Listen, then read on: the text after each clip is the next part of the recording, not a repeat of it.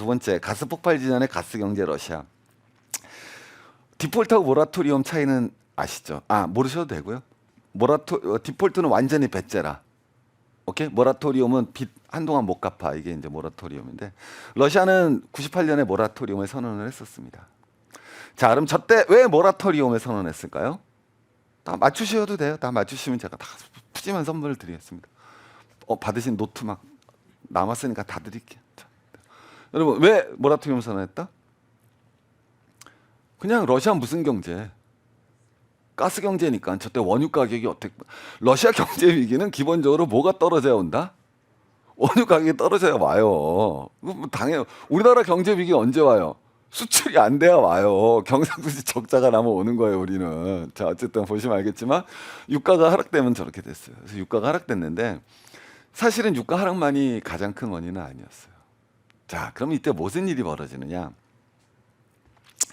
러시아를 이해하기 위해서는 먼저 올리가르이라는 걸 이해하셔야 됩니다. 올리가르이가 뭐냐면 재벌이거든요. 근데 우리나라 재벌보다도 그러니까 우리나라 재벌하고도 비슷한 점이 있구나. 그러니까 원래 우리나라 재벌이, 그러니까 아주 오래로 신기하네. 아주 오래로, 저 생각 못하고 아주 오래로 가면은, 오케이? 우리나라 재벌 시작을 해방 이후에 최초의 그 자본이 어디서 나왔다 그래요? 적상.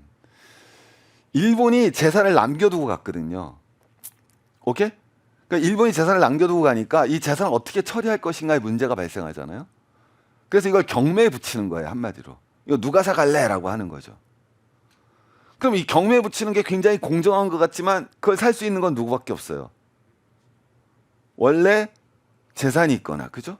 또 하나는 이 경매가 언제 어떻게 얼마에 나온다는 정보를 갖고 있어야겠죠. 그래서 정경유착이 되어 있는 기득권층들이 이걸 사서 이제 거기서부터 이제 해서 뭐 재벌이 시작됐다라고, 맞는 말이죠, 뭐. 맞는 말입니다. 자, 그러면 여러분 똑같아요. 올리가르이가 뭐냐면, 원래 러시아는 무슨 주의 국가였어요? 사회주의 국가였죠. 러시아가 사회주의 국가에서 자본주의 국가로 넘어가는 거죠. 시장경제 체제로 넘어가잖아요. 그러면 러시아는 사회주의 국가는 원래 생산수단에 국유하잖아요. 그러면 생산수단에 국유하니까 이 생산수단을 갖다가 이제 민영화 시켜야겠죠. 그러면 아주 쉽게 얘기하면 자동차 회사 가만 놔둬야 돼요? 누구한테 팔아야 돼요? 팔아야 되죠. 그죠? 근데 그때 라라가 망했어요. 그럼 이 재산이 제 가격에 팔리겠어요? 엄청 싸게 팔리겠어요? 그렇죠. 엄청 싸게 팔리는 거예요. 왜? 뿌찐이 그때 KGB 한참 높은 직급인 애가 뿌찐이 택시 몰았다고 자기가 얘기했잖아요. 그 시절인데 오죽하겠어요?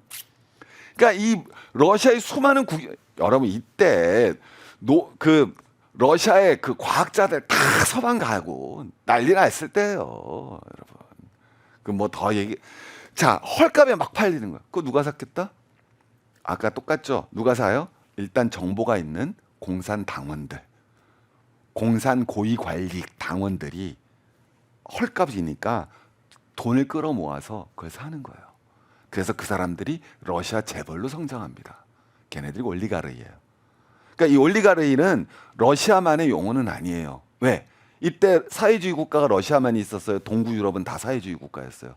그렇죠. 즉 현재 구사회주의 국가의 기득권 세력들을 대표하는 용어가 바로 올리가르이가 되는 거예요. 오케이. 자, 첫 번째. 자, 두 번째는 이때 정확하게는 96년부터 시작되는 거예요. 1996년. 지금부터 한 96년이니까 서방의 월가가 드디어 러시아로 갑니다. 월가가. 그래서 이제 그 사회주의에서 자본주의가 됐잖아요. 그럼 이 자본주의를 금융자본주의로 바꿔야죠. 오케이? 그래서 딱 러시아에 갔더니 너무 신기한 거예요. 왜? 러시아는 국채라는 게 없죠, 이 당시에.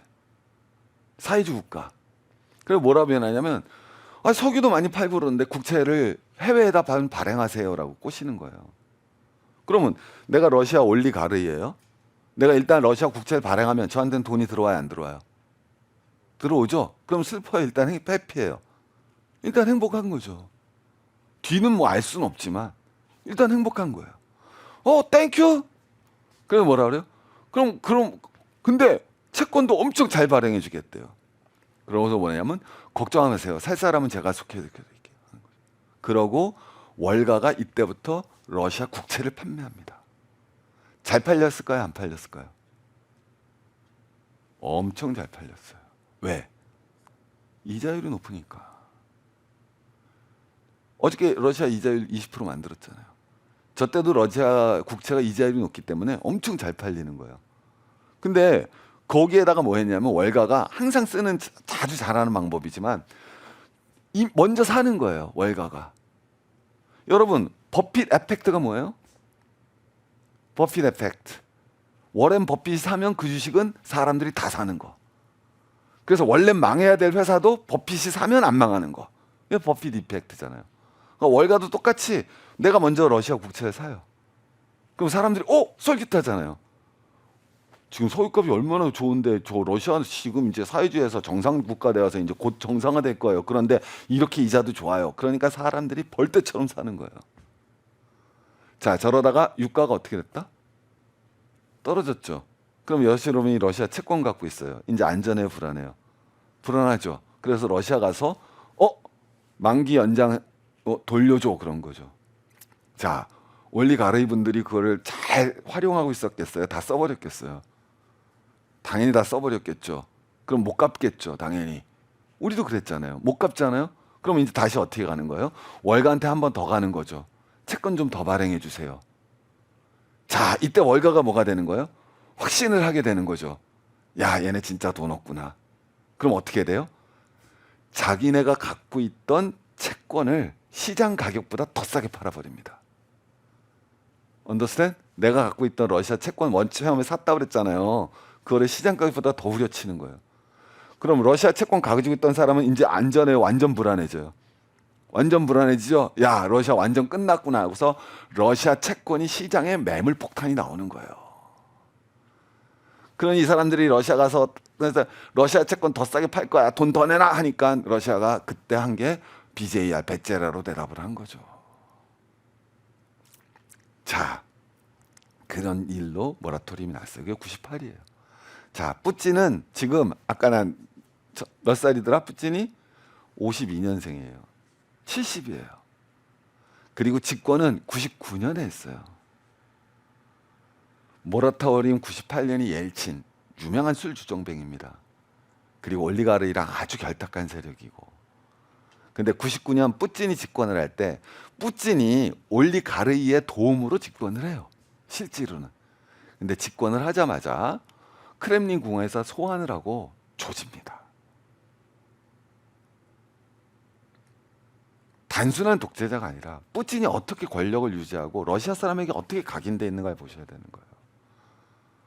우리 옛날로 치면 권문세가들의 고려시대, 역사 얘기 보면 고려시대 때 권문세가들이 날뛸 때 권문세가의 도움을 받아서 집권한 공민왕이 다 불러다 놓고 조지는 거예요, 이 새끼들. 공민왕의 인기는 하늘을 치솟습니다. 오케이? 권문세가가 친원 세력들 아니에요.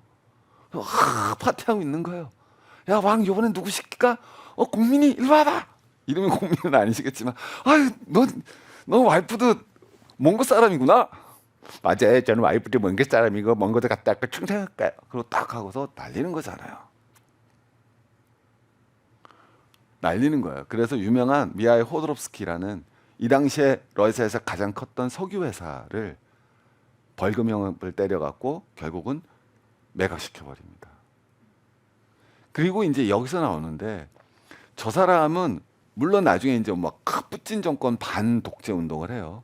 근데 이 사람은 또 나중에 국제 엠네스티에서 세계 양심수로 뽑힙니다. 전 잘 이해는 못하겠어요. 올리가르이가 또 양심수가 된다는 것 자체를 뭐 하다 이해는 못하겠지만 틀린 건 아니지만 제가 말씀드린 건 뿌찐이라는 사람이 물론 그렇다고 해서 뿌찐이 그러면 국민을 위해서 그럼 올리가르이를 척결하느냐? 아니요.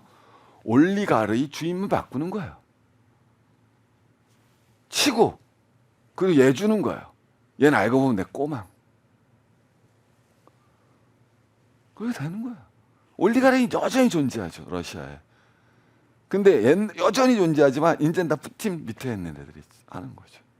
근데 국민의 인식 속에는 올리가리를 척결한 사나이가 되는 거예요. 70억은 할아버지가 아니라 올리가리를 척결한 사나이가 되는 거죠.